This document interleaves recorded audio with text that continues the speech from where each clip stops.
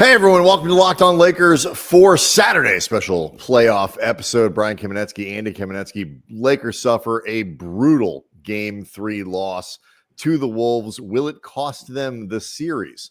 That's what we'll discuss next.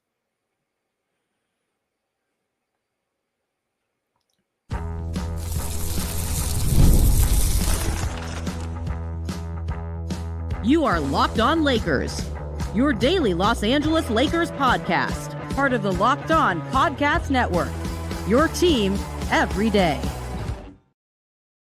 Thanks to everybody for making Locked On Lakers first listen of every day, Monday through Friday, and sometimes on Saturdays. No matter how, where you get your podcast, this one's always free and never behind a paywall. Locked On Lakers on YouTube is where 35,000 subscribers are all really honked about what happened on Friday night in Minnesota. The Lakers gave themselves every opportunity to win Game 3 and just refused to do it. Final score 116-104 doesn't really reflect how close the game was. Before we get too deep into it, want to let people know that this special bonus episode brought to you by Monarch Money. Take control of your finances with Monarch Money. Use code LOCKEDONNBA at monarchmoney.com for your first order. For 50% off your first order. So look, this was a game that got off, Andy, to a bad start because shortly before tip or right around the tip or whenever it was, we learned that Luka Dončić was suffering from a stomach ailment, and it wasn't one of those like, I wonder if no, you could tell. Like, he looked awful. My wife walked by my wife, who was not a basketball fan, walked by the TV, saw Luka on TV and said, "What's wrong with him?" You could just tell something was wrong. I tweeted out at Cam Brothers, and I was not kidding. There was a lot of the responses I got from people took it like I was being sarcastic, joking. I really wasn't. You could tell that Luka felt like bleep this entire game. Beyond just, it was clear in his face. It was all that. He did not bother to ever argue with the refs. Yeah. Really, he was conserving his energy to just get like his dead ass through this game. He just felt so bad. It's like, I don't even have the energy to argue. Like, he really, truly, you could tell, just felt horrible. And this became very clear too. The Wolves could tell that Luka felt terrible because increasingly over the course of the game, they were targeting him defensively in ways that I don't think have been effective in game 1 or 2. We've talked about, like, Luka's defense, I think, has been somewhere between fine and pretty good. But tonight you could tell it was difficult for him to get through possessions. So there was that. And despite that, again, sort of a limited game from Jaxson Hayes and Jared Vanderbilt with 5 fouls and some really inexplicable plays, and just it was a mess of a game for the Lakers that included 16 turnovers, felt like more, and a tremendous amount of Minnesota points off of those turnovers. Despite all that, the Lakers had a chance to win this game and arguably should have won the game based on, if you just stop doing stupid things, you win the game, and they just couldn't stop doing the stupid things. And it is a shame because a 38-point, 13 of 21 night from LeBron James, 5 of 9 from three-point range, 10 rebounds, 4 assists, 2 steals, 2 blocks. That's going to go down in a loss. That was a LeBron game for the ages for the most part, and the Lakers didn't take advantage of it. It was ultimately a total turnovers was 19, not even 16, and they gave up 28 points in the process. You combine that with 7 missed free throws, and there was so much in this game that the Lakers were just their own worst enemy. And like there was a sequence in the game that in the fourth quarter felt like a summary of the Lakers' night in one sequence. 5:22 left in the game. The Lakers play incredible defense and force a near 24-second violation on a missed three-pointer by Dante DiVincenzo. Rui Hachimura gets the rebound, gets it to LeBron. LeBron's moving up court. but then the ball is stolen by Jaden McDaniels, who gets to the rim. Jaden McDaniels, 30 points in this game. He was very strong in the fourth quarter. At that point, the Wolves are up 102-99. Lakers not staying out of their own way. And the reason that I actually bring up this sequence is specifically because it was LeBron's only turnover of the night. It seemed like he just dropped the ball. Right. Like with all the time that he spent handling the ball, he had just one this late into the fourth quarter. Like LeBron was so good in this game. Like he was fantastic. But even he, with the night he was having, could not avoid being a part of this mess. Like was the theme of what was causing the mess. It was, we can say it really is.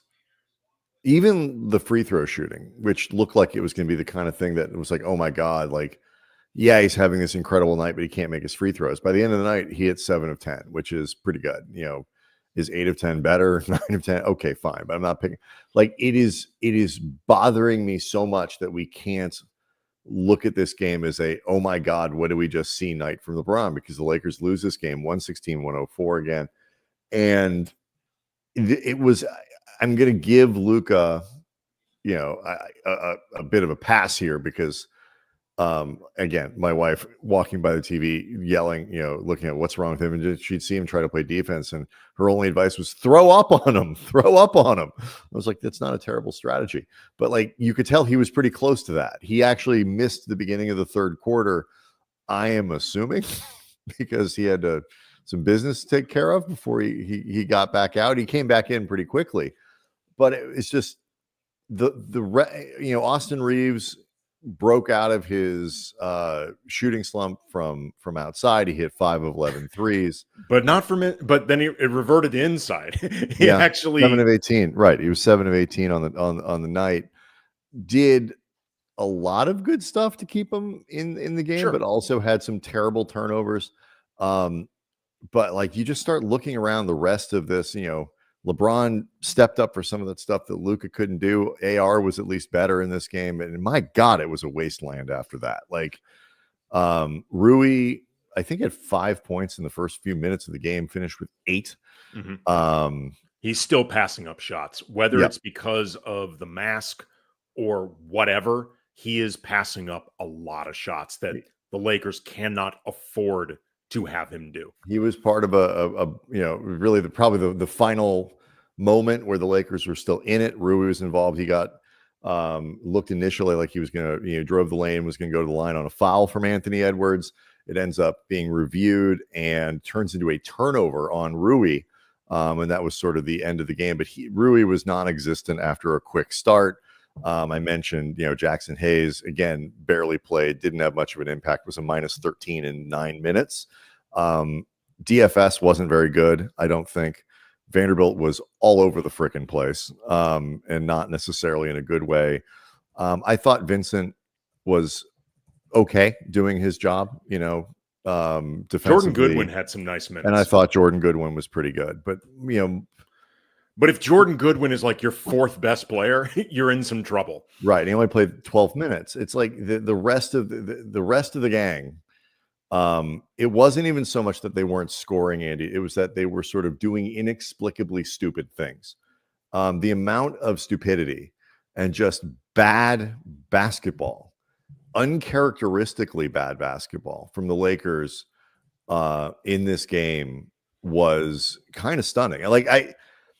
The entire first half, I think we might have texted about this. I was texting a couple of people over the course of the game. I don't remember if it was you or somebody else. It's like, if you were watching this game with no score, like you just couldn't see the score, no matter, you would have thought Minnesota was winning by 15. To me, it felt that way. To me, it felt like to me at all that. Well, because of the turnovers, because of the mistakes, because of the easy buckets that Minnesota was getting going the other way. Yes, the Lakers would kind of make a run. But if you chose that moment to go, toast a bagel or something like that, and you came back a minute or two later, you kind of like missed, like, overall, I just felt like the Lakers were playing so poorly. I was wondering how they were staying in. They get in the third quarter. And the they stayed in. Just real quick, right. They stayed and that's in the thing. And a lot of this was just LeBron was that good. Third quarter comes, and it's like, my God, this is a terrible quarter. But they kind of close it a little bit, and they go down in the fourth quarter. You're down by 2 points. And you're like, oh, you know what? Despite everything, they're going to give themselves a chance to win. And I honestly thought that was what was going to happen, and it didn't. And let's talk about that next.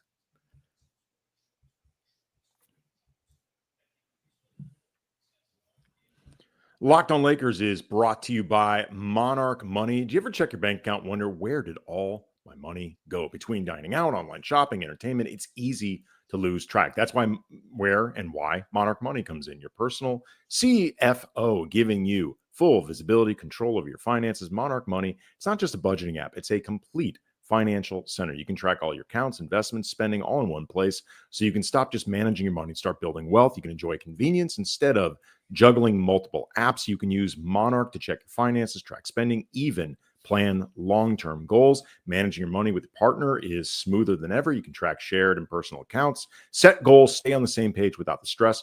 Can take control of your finances with Monarch Money. Use code LOCKEDONNBA at monarchmoney.com for 50% off your first year. That's monarchmoney.com, code LOCKEDONNBA for half off your first year. It's so frustrating because, I don't want to get it totally into the idea. If you are clearly the weaker team, and you have an opportunity to win a game and you don't, that almost always costs you the series. I don't necessarily know who the weaker team is here, because these games, again, this score is a little misleading. These games have been pretty even, and I don't think you can look at one team and say they're clearly better than the other.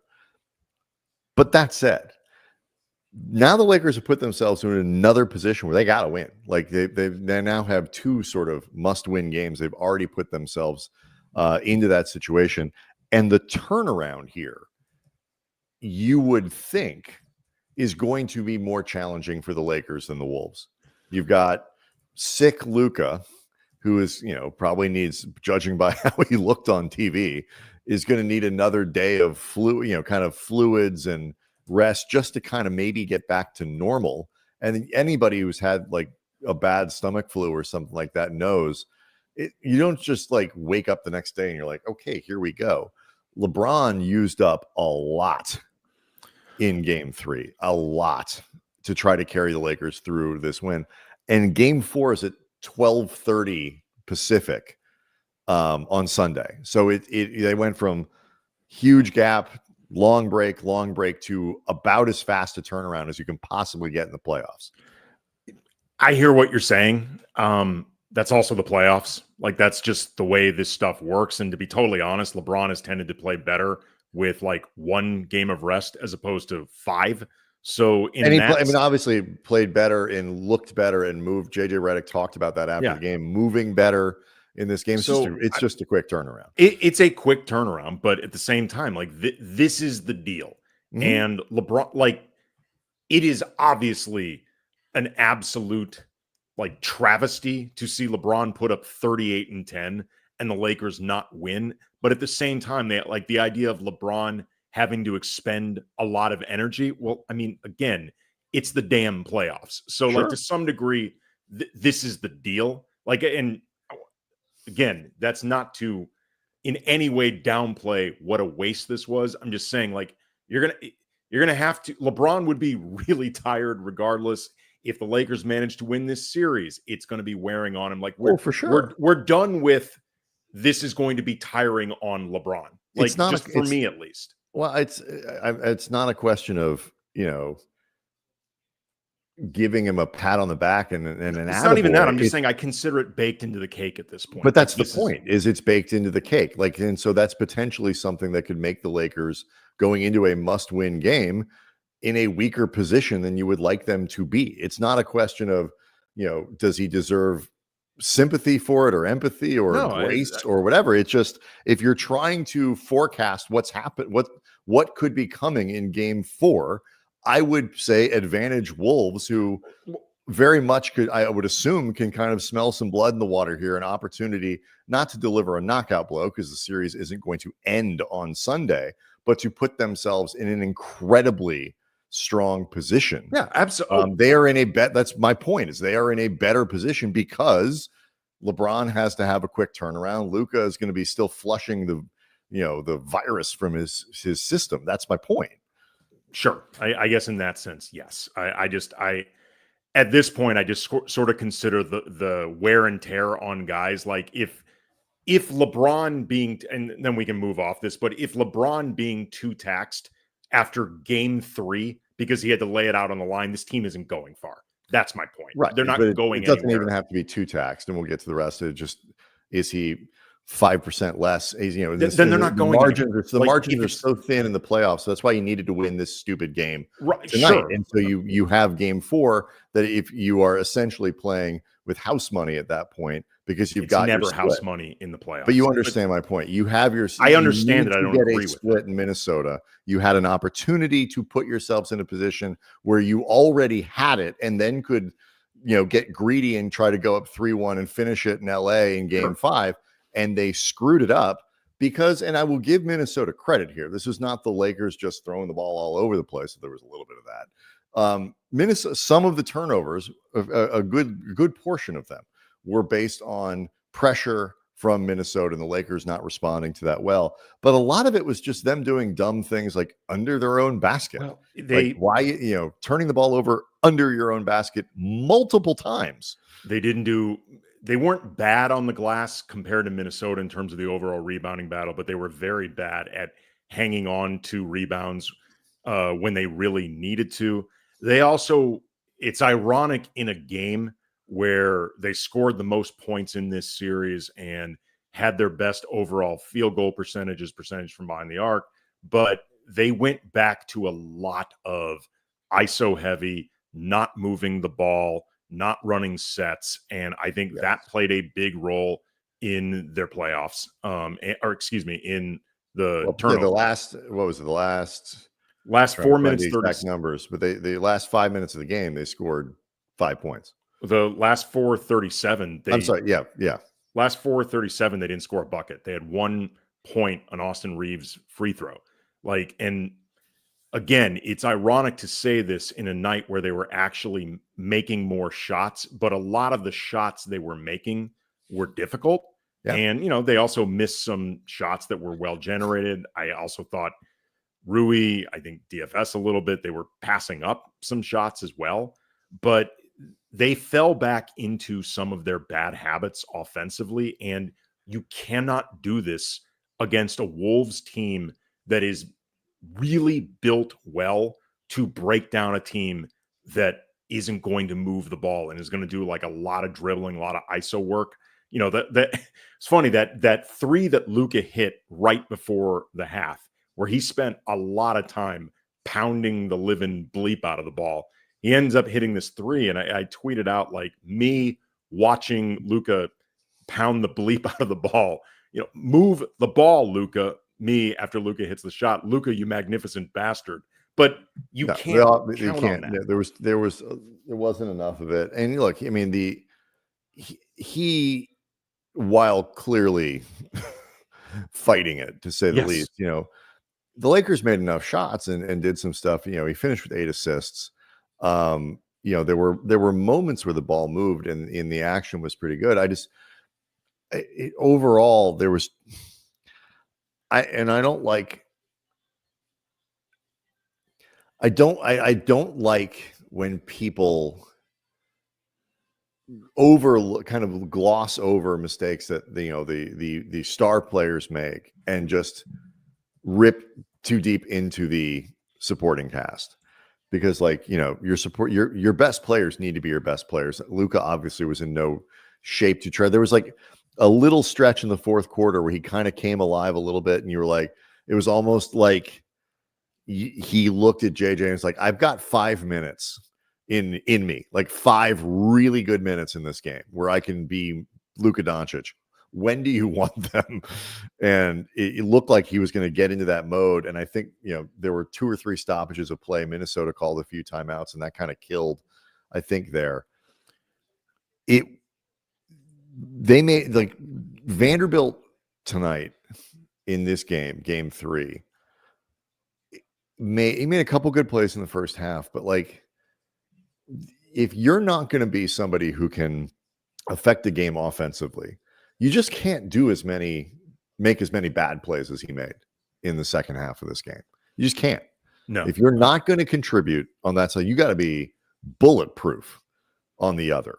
Yeah. And, I don't think DFS responded with a particularly strong game.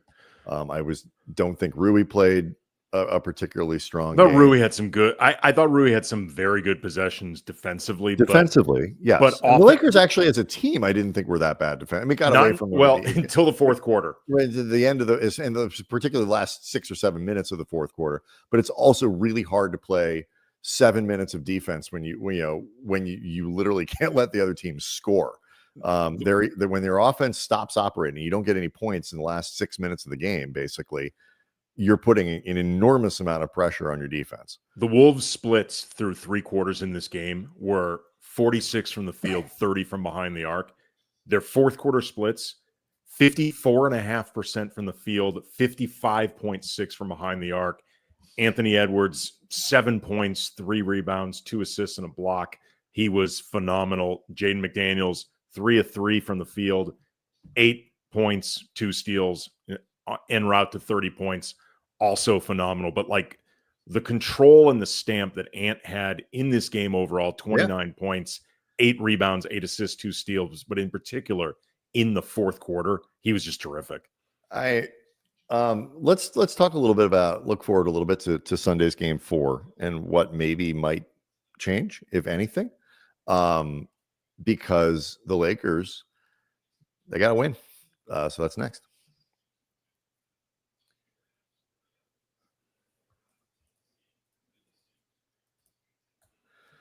So this is probably a good night for me not to be writing a newsletter, because we're very angry. We don't do them on weekends, but go to LockedOnDaily.com and you click on Locked On Lakers. You can get yourself hooked up with the Locked On Lakers newsletter 5 days a week, every day during the week. You get it. It's not just analysis from this show. It's also around the network. And between now and April 30th, if you sign up, you can. And all you have to do is just click on the Locked On Lakers part and you're good to go. You can win yourself a Best Buy gift card, $2,500. There's a Fanatics gift card and a Game Time gift card that are sort of the consolation prizes for people who just sign up for the newsletter. Plus, you can help us win the station-wide contest between hosts to get the most signups between now and the end of April. And frankly, that's more important. So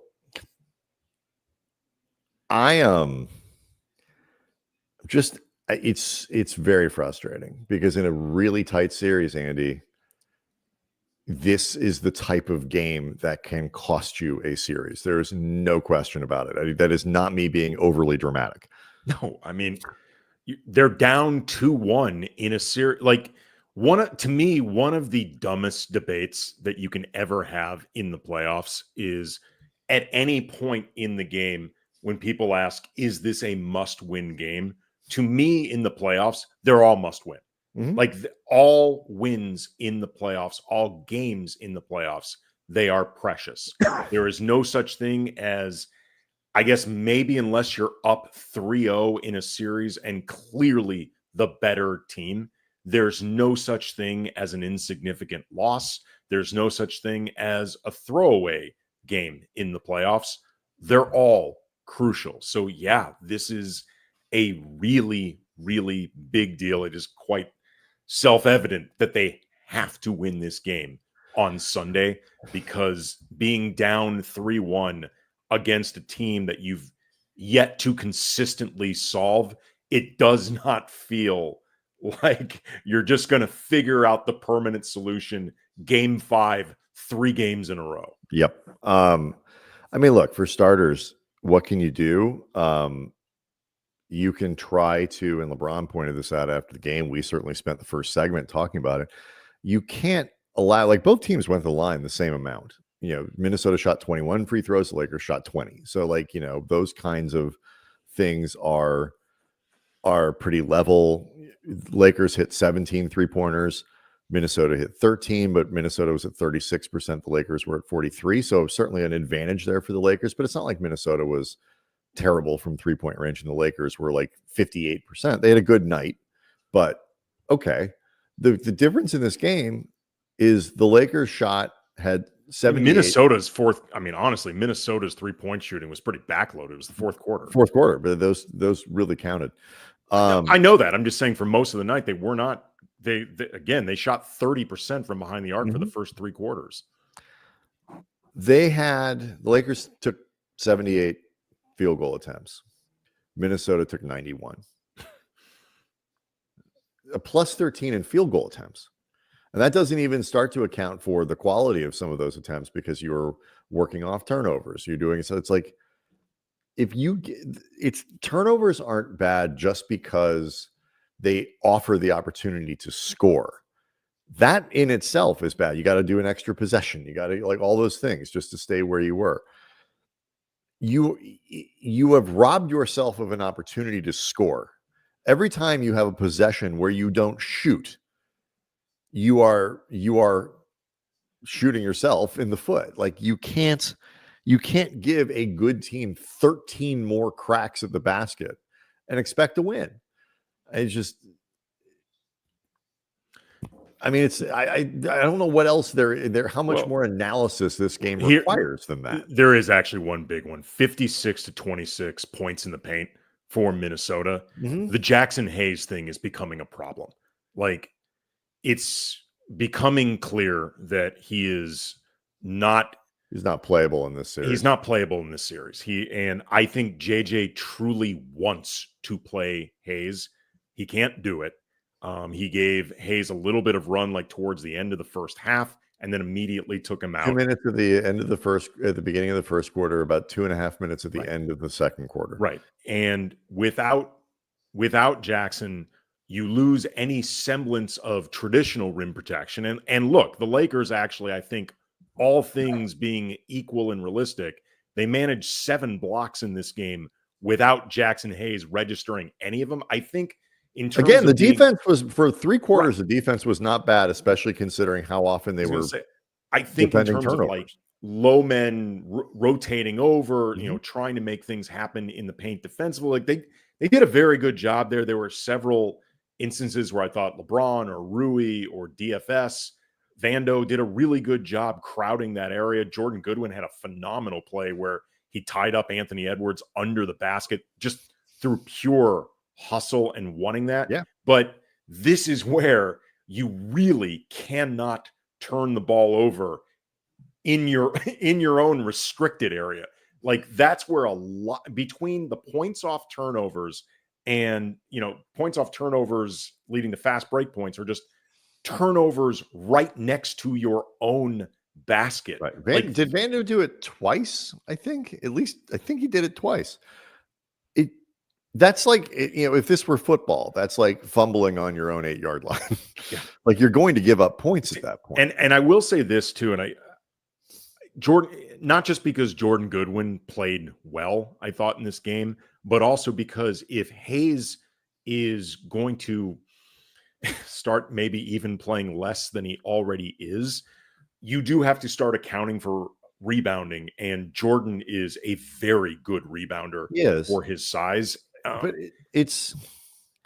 this is where I worry about guys like, and I don't want to take anything away from Hayes's regular season because he really played well and he was a really important player for the Lakers. But playoff basketball, the level of precision that's required is 10-15% higher, and the level and the speed that things are going, and the level of effort and energy from everyone goes up. And Vanderbilt has some of the same problems. When we were previewing, I remember when we were talking to Jackson Gatlin about the Rockets games the Lakers were playing, host of Locked On Rockets. One of my things that I was at least wanted to see, like what happens in the playoffs, is the Rockets are a team that win a lot based on just out trying teams, like to their credit, like just playing incredibly hard. everybody plays incredibly hard in the playoffs. So Vanderbilt, for example, some of his helpfulness is mitigated. And so you actually need him to make good plays. And if Hayes isn't going to be playable, Vanderbilt has to be. And he's not playing well, and they're not getting much out of him. And we've seen this as an issue with Vando before, and there is value to being a guy who's really helpful in the regular season and might not be able to help you in the postseason as much. But the problem is, like, what do the Lakers do in game 4? Okay, maybe you play Jordan Goodwin a little bit, but that makes you even smaller.